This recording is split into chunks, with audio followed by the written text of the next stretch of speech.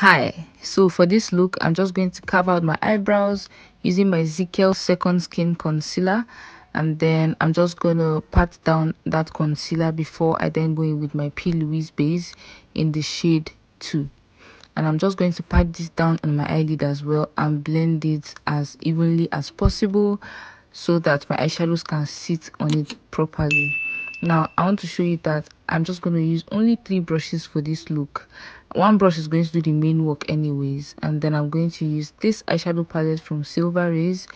It has mattes and shimmers, but I mainly use the mattes. So I'm going to do it in a color wheel kind of way, following with colors that are in the same color family, so going from yellow, green, blue, purple, and then red. So I'm going to start by patting down the yellow. The trick with working with matte is not to use a synthetic brush. You want to make sure to use a dense blending brush and keep patting your eyeshadow. As you can see, I am not swiping anything. Patting does the trick. And if you want to blend 2 colors together, you need to start by overlapping them on top of each other. So for instance, the yellow went first, then the green went half on top the yellow, the blue went half on top the green, the purple went half on top the blue, and then I'm just going to go in with red and put half on top the purple as well.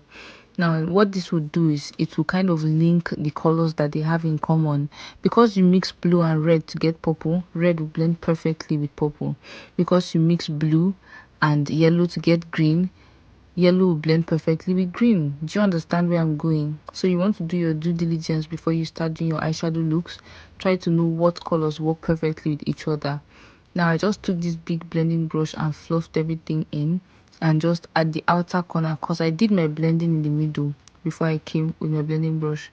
So I took that tiny brush, applied some base to my lower lash line, and then did something colorful for my lower lash line as well. Then I'm taking this synthetic brush and just popping some of that shimmer in my inner eye corner before tight lining my top and bottom lashes.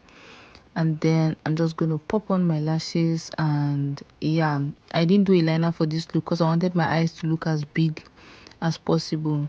And if you notice, my eye was already tearing up. The other eye I did first, so I didn't want to stress them by applying eyeliner. So I'm just going to not ignore my lower lashes. I want to show them love too. Even though they are short, you can see that applying mascara just gives them a little bit of confidence. Whew, I needed a break from my own voice.